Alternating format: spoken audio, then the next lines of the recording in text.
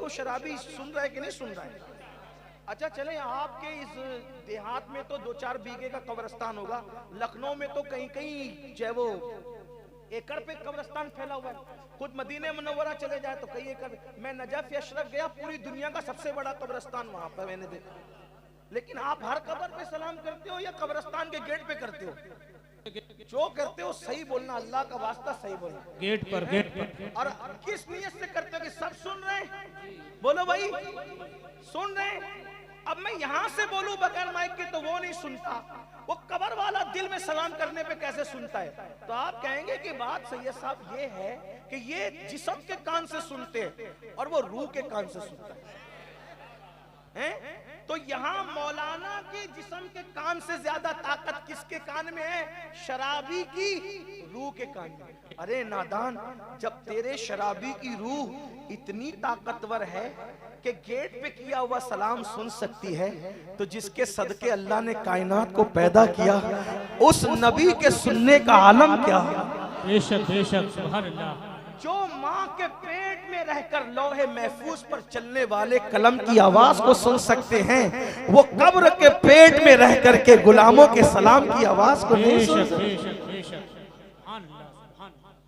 लेकिन लोग अजीब बात मैं अपने जवानों से कहता हूँ, इन पागलों को बकने दो।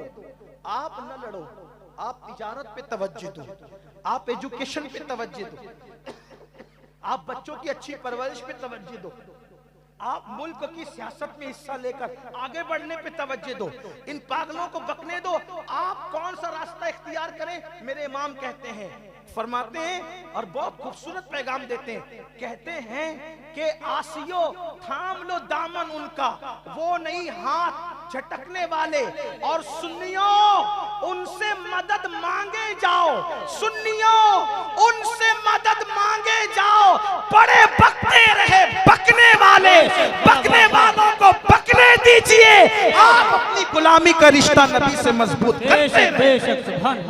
खुदा की इज्जत की कसम, अल्लाह ने उनको सुनने की वो ताकत दी है कि मेरे इमाम कहते हैं, दूर नजदीक के सुनने वाले वो कान, कान लाले कलामत पे लाखों सलाम।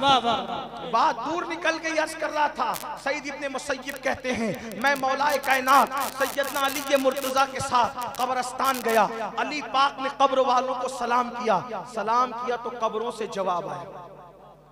सलाम करने वाला अली हो तो जवाब भी तो आएगा ना सुनने में, इसलिए कि हमें सुनाई नहीं देता, हमारे कान में इतनी ताकत नहीं, लेकिन वो मौला अली के कान थे जिनके बेटे की शान ये है। कहते हैं, नजर तो इला बिलादिल्लाहि जमाम, कि मैं अल्लाह के शहरों को ऐसे देखता हूँ जैसे तुम हथेली पे राई का दाना देखते हो। जब गौसे पाक की शान का ये आलम है तो मेरे मौला अली की शान का आलम क्या होगा? इसीलिए तो मेरे इमाम कहते हैं, वो क्या जानेगा फजले मुर्तजा को जो तेरे फजल से जाहिल है या गौस। जो गौस पाक की अजमत ही नहीं जानती, उन्हें मौला अली की अजमत क्या पता। तो अर्ज ये कर रहा था, आवाज आई जवाब की। मौला अली ने फरमाया, ऐ कब्र वालों कैसे हो? खैरियत से हो? कैसे हो? क्या हाल है तुम्हारा? तुम्हारा क्या है? तो कब्र से आवाज आई, अली पहले आप बताएं कि आपका क्या हाल है। जब हम मर गए, हमारा इंतकाल हुआ, तो आप पे क्या बीती बताएं। मौला अली ने फरमाया, हम पे क्या बीती वो बता दूं? तो सुनो, तुम्हारी बीवियां जब बेवा हुई तो उन्होंने औरों से रिश्तेदारियां कर ली। यही होता है, होना भी चाहिए और यही होता है। अगर जवानी में कोई औरत बेवा हो जाए और उसको शादी की हाजत हो तो उसका दूसरा निकाह करना ये कोई ऐब की बात नहीं है। कुछ औरतें इसको ऐब की बात, उसका शौहर मर गया तो उसने दूसरा कर लिया। अरे दूसरा करना अगर ऐब होता या दूसरा करना शराफत के खिलाफ होता तो कायनात की वो शरीफ खातून जिसे माँ खदीजतुल कुबरा कहती हैं, 2 मर्तबा बेवा होने के बाद तीसरी मर्तबा मुस्तफ़ा जाने रहमत से निकाह क्यों करती? जरूरत के तहत जवान औरत को कर लेना चाहिए। कुछ लोग कहते हैं नहीं हमारे खानदान में नहीं होता, ये शराफत के खिलाफ है। मैं कहता हूँ कौन सी शराफत लाए हो? क्या माँ खदीजा से भी ज्यादा कोई शरीफ हो सकता है? और कोई मुझसे पूछे कि खदीजा है कौन, मैंने कहा खदीजा की अजमत कोई बयान ही नहीं कर सकता, ना कोई खतीब, ना कोई मुहद्दिस, ना कोई मुफ्ती, ना कोई मुफक्किर। क्यों नहीं बयान कर सकता? मैंने कहा सुन, क्यों नहीं बयान कर सकता? माँ खदीजा की शान सुन। नंबर 1, उनके लिए अर्श से सलाम आता है। नंबर 2, सबसे पहले अपना माल जिसने रसूलुल्लाह के कदमों में रखा वो सैयदा खदीजा है। नंबर 3, हुजूर की जितनी औलादे पैदा हुई वो सब सैयदा खदीजा से, सिवाय एक जनाब इब्राहिम के कि वो हजरत मारिया से। और नंबर 4, उनके विसाल के बाद हुजूर अपने घर में बकरी ज़बा करते तो उनसे इतना प्यार करते, फरमाते बकरी का गोश्त तो पहले खदीजा की सहेलियों के यहाँ जाएगा, उसके बाद मेरे घर में पकेगा। और फिर नंबर 6, बहुत फजीलतें तो नंबर तो बहुत है, कोई पढ़ ही नहीं सकता, लेकिन बड़ी फजीलत क्या क्या क्या, तो सुनो। आका फरमाते हैं अल हसनो वल हुसैन सैयदा शबाब अहलिल जन्ना, के हसन और हुसैन जन्नती जवानों के सरदार है, सरदार। ये दोनों जन्नती जवानों के सरदार है, सरदार। तवज्जो करना, जुमला ज़ाया ना होने पाए, कुछ तकरीर में याद रहे ना रहे ये याद करके जाना। आका फरमाते हैं हसन और हुसैन जन्नती जवानों के, जन्नती जवानों के सरदार हैं। वो जन्नती जवान नहीं बल्कि जन्नती जवानों के सरदार हैं। अब वो जन्नती जवानों की जन्नत, वो जन्नती जवानों के सरदार की जन्नत जिसके कदमों में है, जन्नती जवानों के सरदारों की जन्नत जिसके कदमों में है उसे फातिमा कहते हैं। और फातिमा की जन्नत जिसके कदमों में है उसे खदीजतुल कुबरा कहते हैं। नारे तकबीर, नारे रिसालत, अज़मते खदीजतुल कुबरा, नारे तकबीर, नारे रिसालत। अहले इल्म से घर जाके सोचना खदीजा क्या है, घर जाके सोचना खदीजा क्या है। फातिमातुज़ ज़हरा की जन्नत। सुभान अल्लाह, वाह वाह वाह। फातिमा जिसके बारे में आका कहे फातिमा तो बदा तो मिन्नी, फातिमा मेरे जिगर का टुकड़ा है। सुभान अल्लाह, सुभान अल्लाह। आप कहते हैं ये कैसे कह दिया कि सैयदा फातिमा की जन्नत उनके कदम, मैंने कहा हुजूर ने फरमाया अल जन्नतो तहता अक़दामिल उम्महातिकुम, के जन्नत तुम्हारी माओ के कदमों के नीचे है।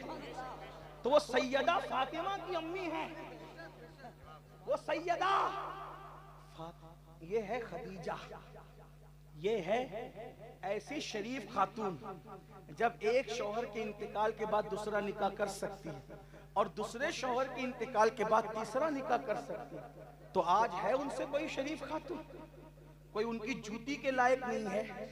ये कौन सी शराफत है। इसलिए अगर जवान औरत बेवा हो जाए और उसको जरूरत हो तो बिला झिझक शादी की जाए, निकाह इसको रिवाज दिया जाए। इसलिए कि जवान औरत घर में होगी बगैर शादी के हजारों फितनों के दरवाजे खुल सकते हैं। इसलिए मेरी गुजारिश है ऐसा करें। और नौजवानों से कहता हूं इस सुन्नत को भी तो जिंदा करें कि मेरे आका ने 2 मर्तबा बेवा होने वाली खदीजतुल कुबरा को सुहागन बनाया।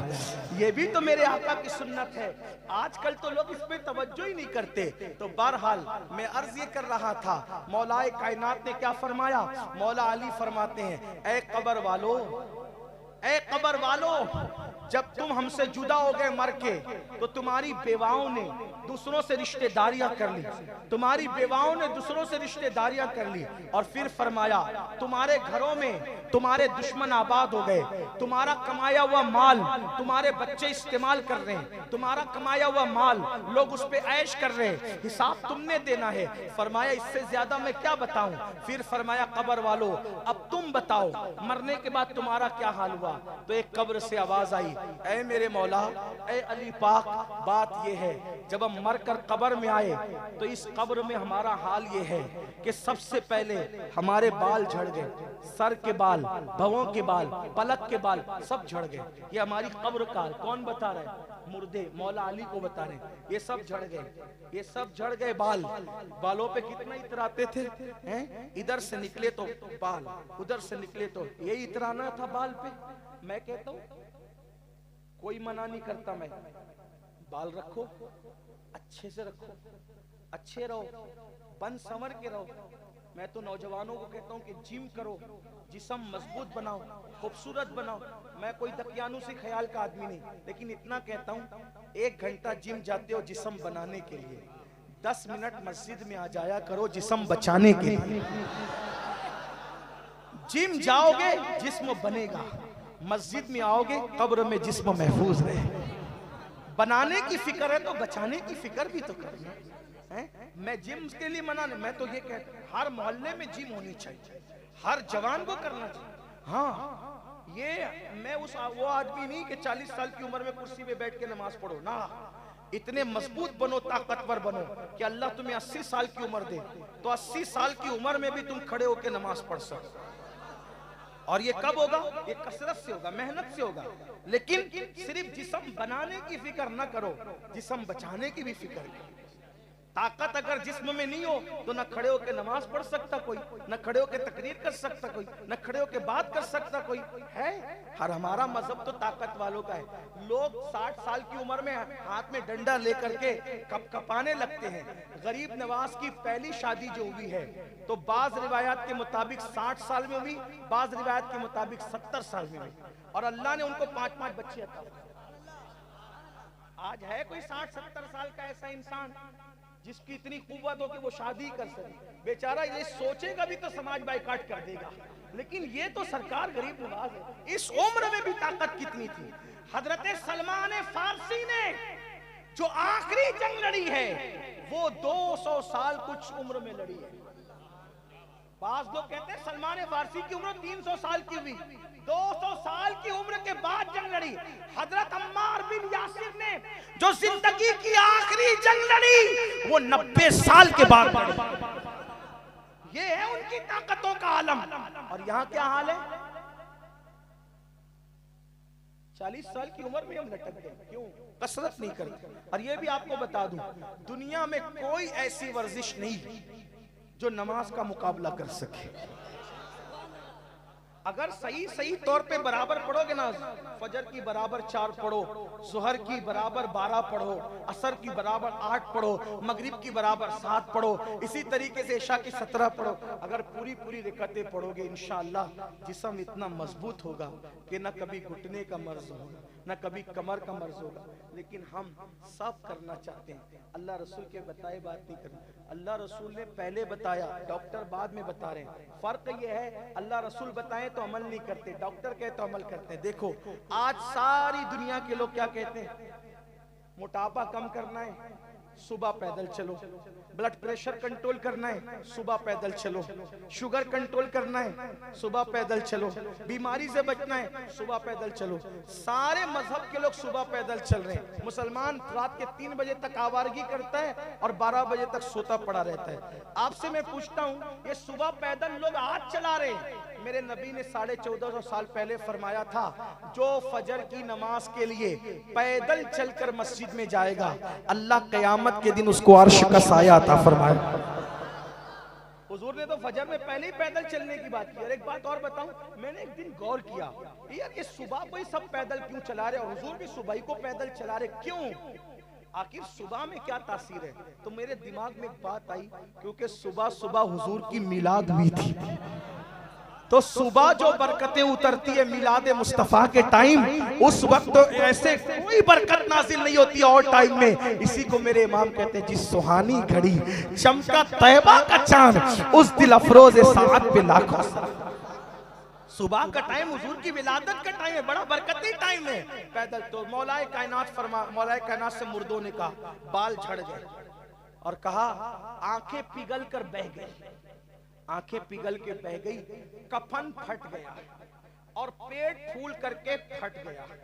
और कहते हैं, अली हमारे पेट से इतनी बदबू निकल रही है कि अगर अल्लाह हम पर कोई अजाब ना भी नाजिल करे, कोई अजाब ना भी नाजिल करे, हमारे पेट की बदबू ही अगर अजाब के तौर पे मुसल्लत कर दे तो ये अजाब ही हमारे लिए बहुत बड़ा है। ये है कब्र, ये मुख्तसर दास्तान है। इससे और भी आगे की बातें हैं, लेकिन बस इतना ही कि मुसलमानों कब्र की तैयारी करो, आखिरत की तैयारी करो, और उसके लिए सबसे बेहतरीन चीज है तौबा। क्या करो? क्या करो, अगर तौबा कर लो ना अल्लाह सब माफ कर दे। तौबा करो तो अल्लाह, कितना भी बड़ा पापी हो तौबा करे अल्लाह माफ करे। 40 साल तक गुनाह करे, एक बार तौबा करे अल्लाह माफ करे।